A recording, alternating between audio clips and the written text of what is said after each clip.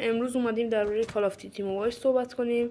این سیزن برای سامر یه گردونه رایگان کال آف دیوتی موبایل آورده. حالا این گردونه توش یه گان لجند هست، 50 تا سی پی و جایزه خوبی داره. گردونه رو ما میتونیم با یه بیلیتی فعال کنیم. این گردونه زیری که عکسشون میذارم هست.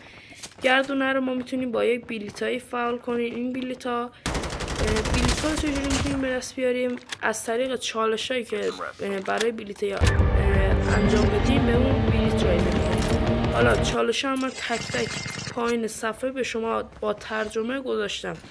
حالا اگر میخواین اینو بگیرین، اکتیویژن یه زرنگی کرده این سیزن، ورداشته به جای اینکه گردونه رایگان بذاره ورداشته باید سی پی خرج کنی تا بتونی یه گردونه رایگان داشته باشی. مثلا باید سی پی داشته باشی که بتونی این چالش ها رو انجام بدی و به دست بیاری. امیدوارم که از ویدیو من خوشتون اومده باشه. این هم بود از ویدیو.